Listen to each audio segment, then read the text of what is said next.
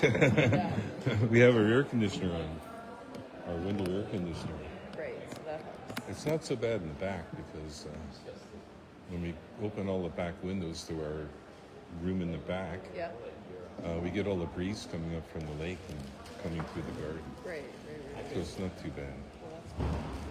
Ours is pretty hot too. Yeah. On the third floor, Annika has a Window. Yeah. That's what we have. Because you can't on the third floor. It's just like Yeah. really actually tall. Yeah, I used to live in when I grew up, we grew up in a 3-story house like that on Garden Avenue Yeah. with radiators, not hot air, but radiators. Yeah. So, good morning. Ready? How you doing? Good. So the radiators were really bad, Yeah. and then they had the old-fashioned storm windows, and you at the bottom you lift the little slat, and there's like 2 big round holes, and that's the only air you would get in. Oh. So in spring, like that's up on the 3rd floor. Yeah. My father would have to get up on the 3rd floor to take those storm windows off, Right. and it would never happen like until summer, sort of. You know? Yeah. And it used to be really hot. Wow. Really hot. Yeah, I know. Hey, there's our dog walker.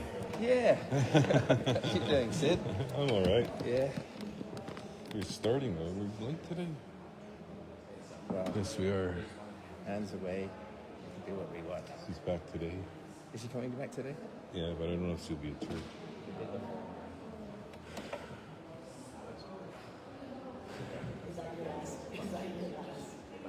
Hey, Mac, when are you starting? When are we starting?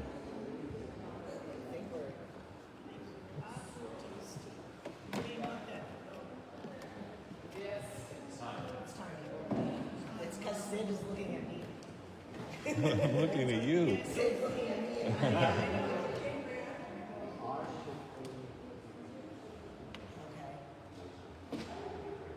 Absolutely. There it is.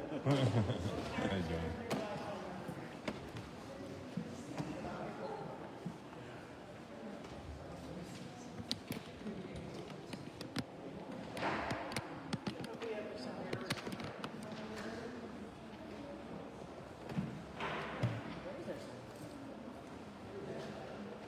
Where is everybody?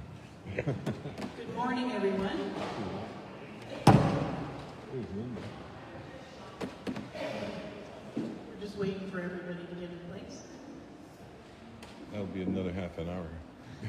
Sid says that.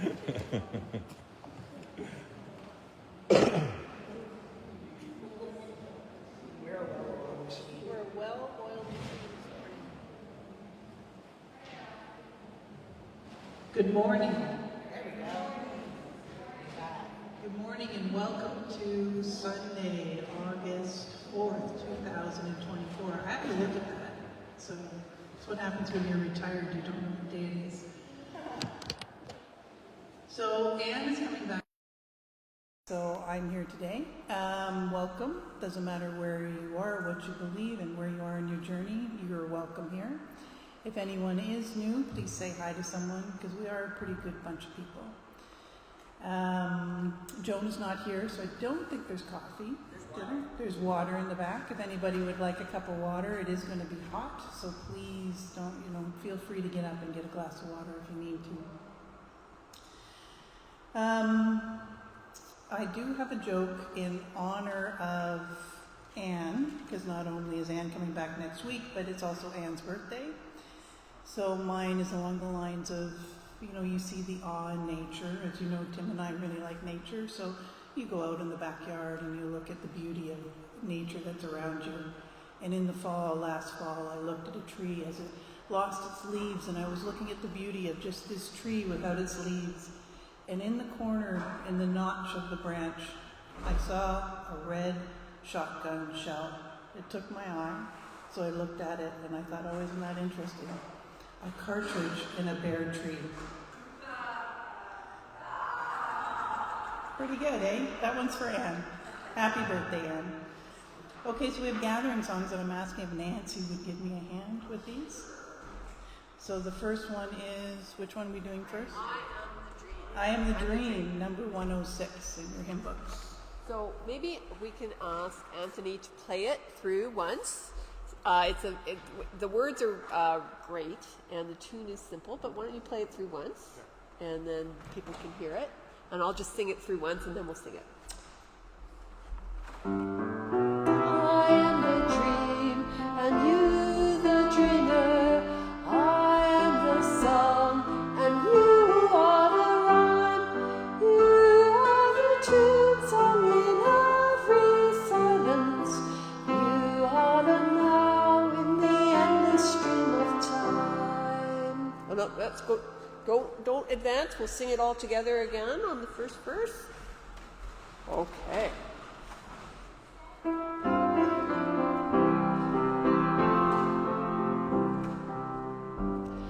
I am the dream and you the dreamer. I am the song and you are the rhyme. You are the tune sung in every silence. You are the now in the endless stream of time. I am the bell and you the silence. You are the yearning I cannot curtail. I am the blessed and you the blessing. You are the world in which I lose my trail.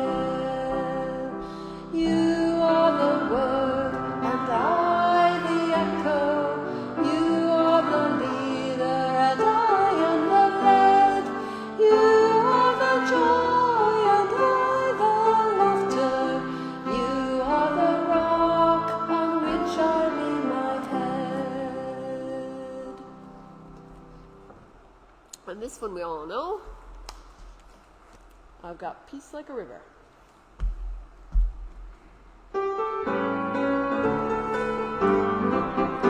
I've got peace like a river, I've got peace like a river, I've got peace like a river in my soul. I've got peace like a river, I've got peace like a river, I've got peace like a river in my soul. I've got joy like a fountain, I've got joy like a fountain, I've got joy like a fountain in my soul. I've got joy like a fountain, I've got joy like a fountain, I've got joy like a fountain in my soul. I've got love like an ocean, I've got love like an ocean, I've got love like an ocean in my soul. I've got love like an ocean, I've got love like an ocean, I've got love like an ocean in my soul. Woo! Thank you, Nancy and Anthony, and everyone for clapping. So this is the part where we do passing of the peace, and if you don't know, I'm going to say, may the peace of God be with you, and you reply back and also with you, and then you say hi to your neighbors, you can wave, shake hands, whatever you're comfortable with. So, may the peace of God be with you.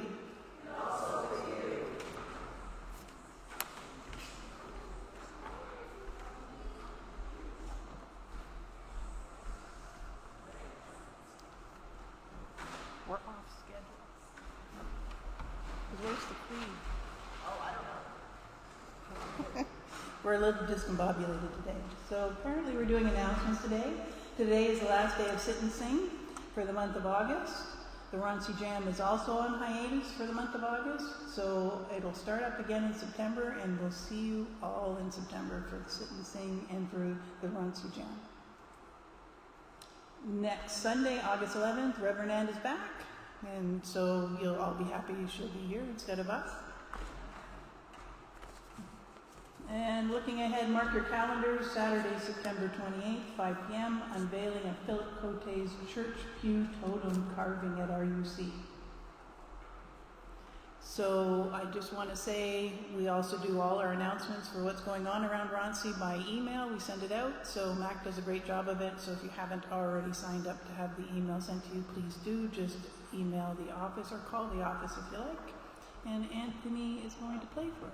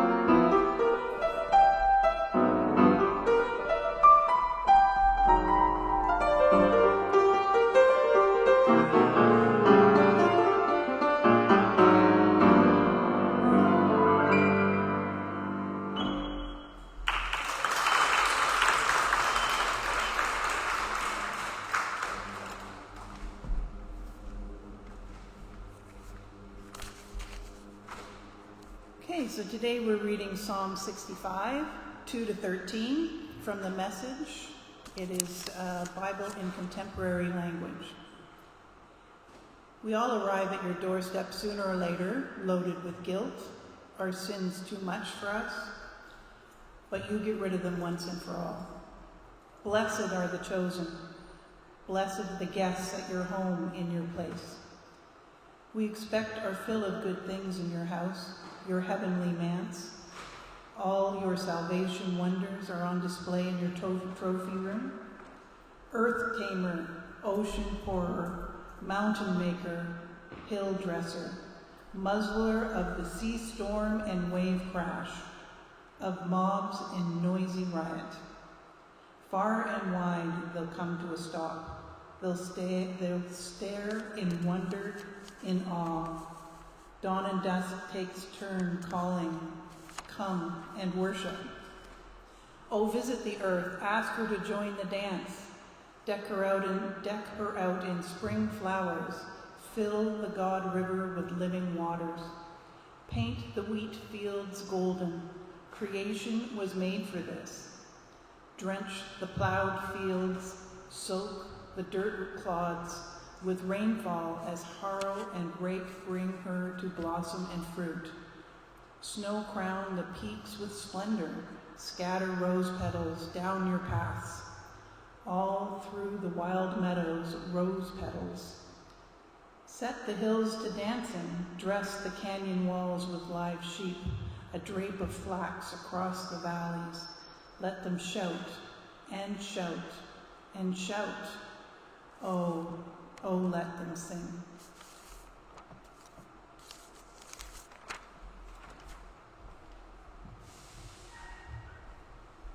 Oh yeah, thanks.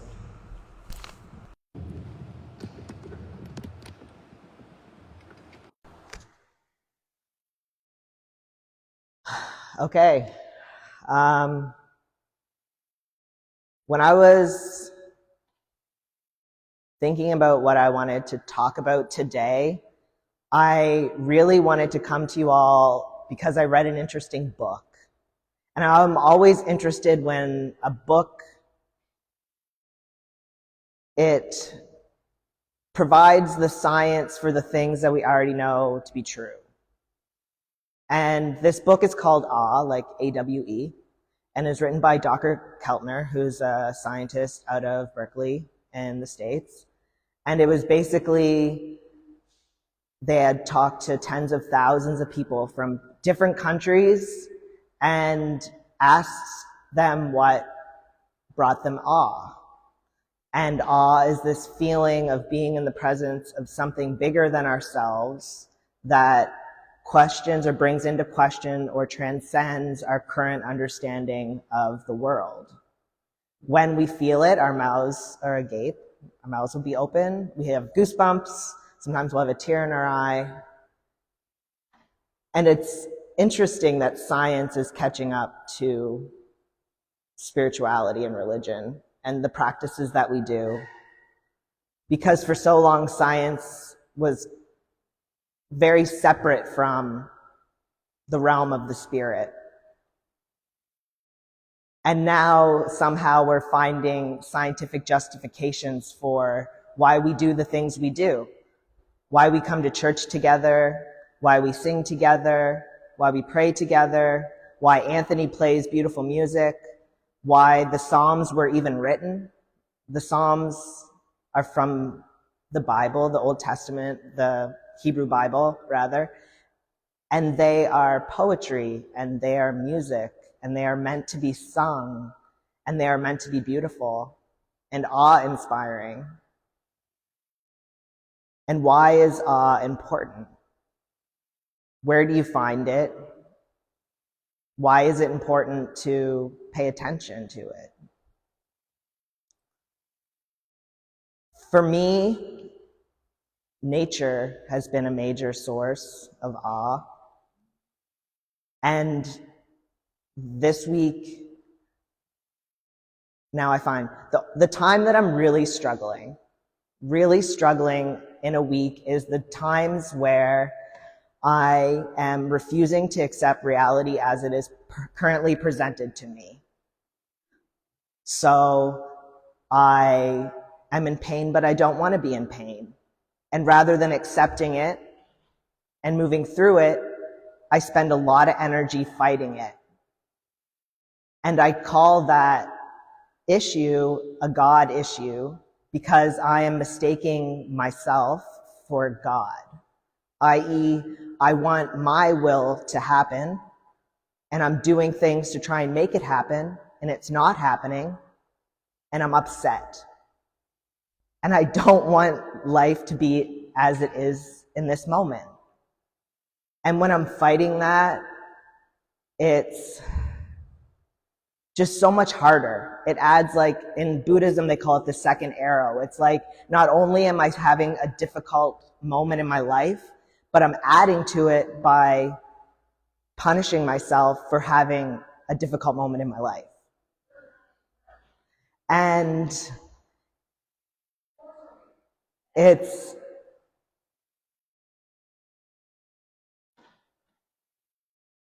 interesting because through meditation and spiritual work, I can realize when I'm in that space, but the knowledge of that isn't enough to stop me from doing it. It kind of adds another layer. It's like, now I know, and I'm fully aware that I'm doing the thing that is not helpful, and then I'm upset at myself for that as well. And it's just this, like, perfect storm. And when I'm there, using my phone or purchasing items, that stuff never helps me. And I have come to find out the areas that do help. And one of those things is walking in nature and taking a moment to be awe-inspired. Now, back to that study, when they looked at what caused or what induced awe in people, there was different categories. One of the number one reason people said was moral strength. So maybe doing an act of kindness or watching someone, like, overcome adversity. Like the Olympics, like why we even watched the Olympics in the first place. Why underdog stories are so appealing. Why acts of kindness bring a tear to our eye. The next one, the dancing, they called it collective effervescence, but basically it is moving together, singing together, being a part of something together. Nature, which many of us already know, and if you've talked or went on one of Tim's nature walks, you've experienced. Music, Anthony just played for you. And when he played, I asked him to play something that was awe-inspiring. And instead of picking a song about awe, I just said, pick something that you like to play, that you connect with. Because it's when you connect with that other people feel connected. Visual art, spiritual practices, like the prayer, like I said, that we do together, why people do prostrations, all of that. Life and death, and epiphanies, or those, like, aha moments when all of a sudden life makes sense. And I really wanted, when I read this study, to just be like, this is what the study said, so it's important. And so I just went searching for a psalm, because I was like, oh, a psalm is like a poem, and I didn't even read the words. I just was like, this one says awe in it, so I'm going to pick that one for this week. Because really, the only important bit is the study, because I am a human built in living in this time, and what's important is science. And then I sat down and I read the psalm last night. And the psalm basically spoke to what I've been experiencing this week. It starts off with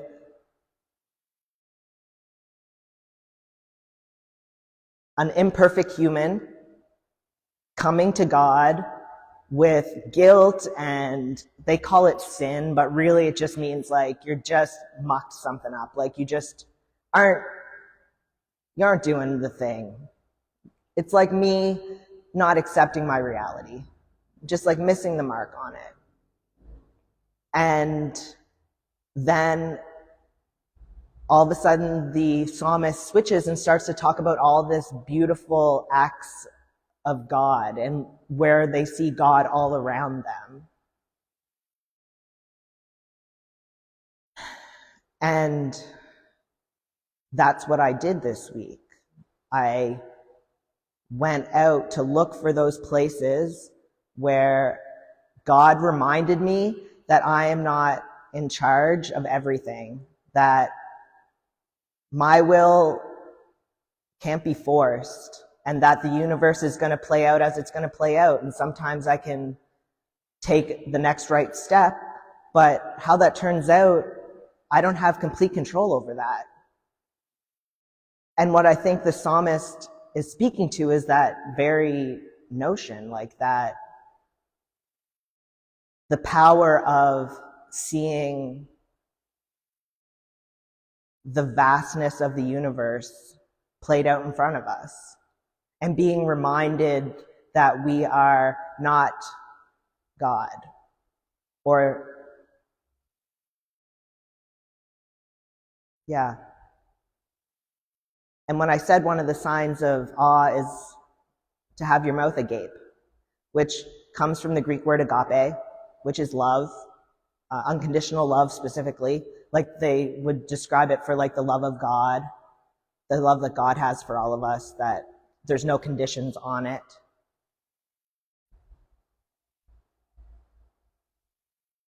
And it's so crazy that the same word for the love of God is where we get the root word, or the word for agape, which is to have your mouth open, which happens when you experience awe. To be awestruck. And I think it's all about humility. That we're blessed with these places of awe as spaces we can go to find humility,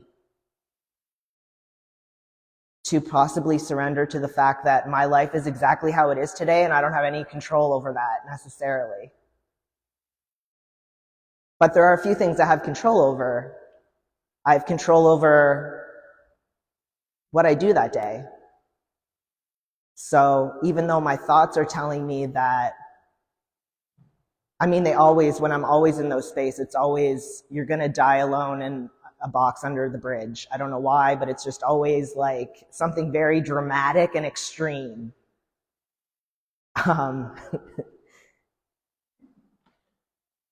And yeah, that I'm all alone, and all those like ego-based thoughts, all that like inward, and I just want to go inward.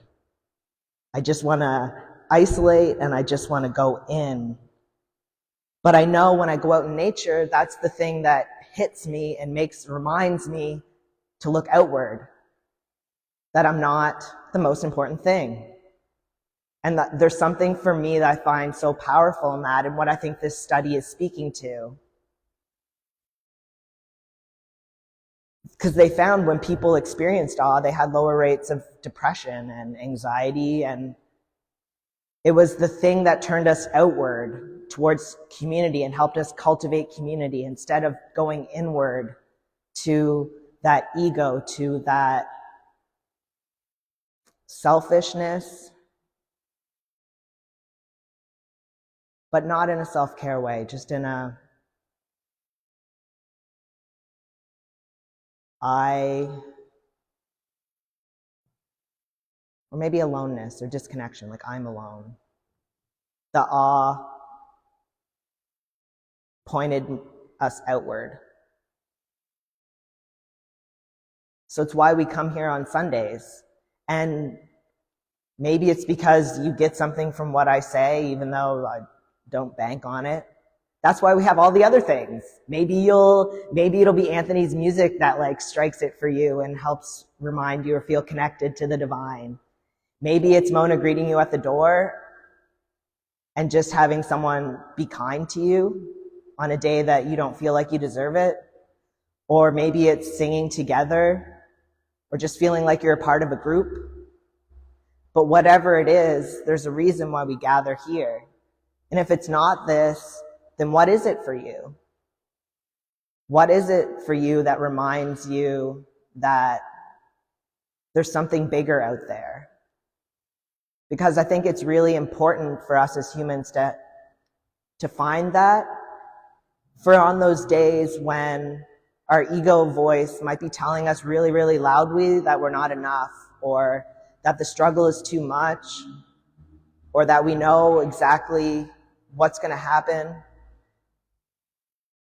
The thing that helps us come to our knees and admit that this thing we are in fact powerless over, but I'm going to trust in the universe anyways. Because look at this beautiful flower that against all odds showed up for me today. You know? And I have a picture of the stars up here because I think there's nothing that's like a bigger example of how small we are than the stars. Like when you look up at the sky and there's an endlessly expanding universe that continues to expand, how can you not feel small? Or be humbled by that fact, you know? And I read a really interesting take recently that talked about how the urbanization of humans, we've lost the stars, and how that has had an effect on us as making it harder for us to see a world outside of ourselves. So if we live in Toronto and we don't have the stars, what do we have? What is it for you? I think this week I just encourage everyone to think about what is it that brings you those moments of awe. And on the days when it's hard to find, maybe remember where you're most likely to find awe. On those days when the ego voice is really loud and you don't know what to do, just go in search of that. Something that reminds you that everything's going to be okay, even if it doesn't feel okay.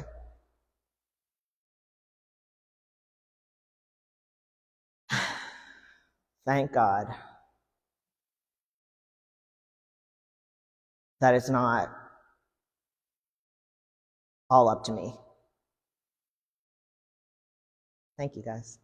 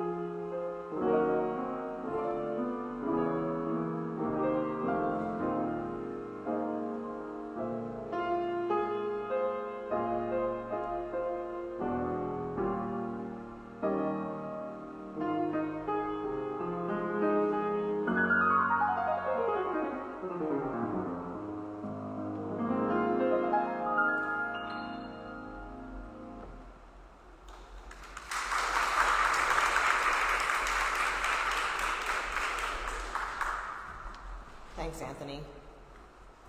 Thank you all for coming on a long weekend. Appreciate every single one of you. And as you go out this week, think about what inspires you. And on the days when you just can't seem to get out of your own way, go look for that. Notice what happens. And may the love of God and, you know what, just may the love of God surround you. May you feel it. May you feel part of this community.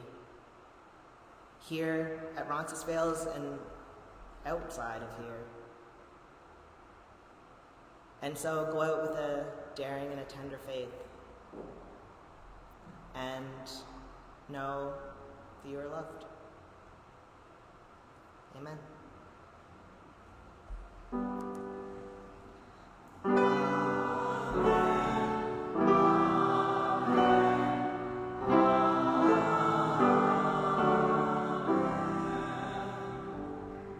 Thanks, guys.